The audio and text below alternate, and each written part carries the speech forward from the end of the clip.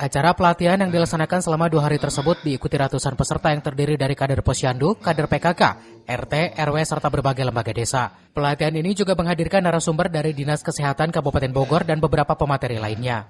Kepala Desa Pabuaran Ayo Yohana mengatakan bahwa pelatihan peningkatan kapasitas tahun 2025 ini bertujuan untuk menambah pengetahuan dan kemampuan para peserta, agar lebih efektif dalam menjalankan tugas pelayanan publik dan berkontribusi dalam pembangunan wilayah.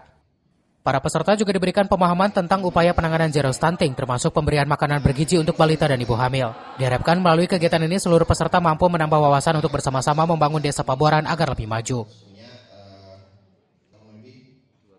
tahun Bu ya, malah bisa jadi ya 2 tahun ya program-program sekalian.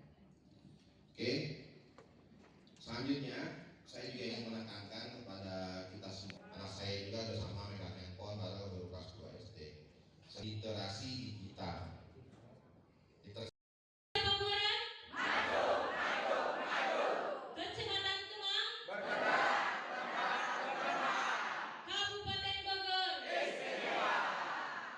Pesertanya kurang lebih ini 150 dari kelembagaan RT/RW, UMKM, kader Posyandu, kader PKK, dan Karang Taruna. Dan mengapresiasi pada Pabuaran setiap tahun mengadakan peningkatan kapasitas khusus dan baik karena untuk menyamakan persepsi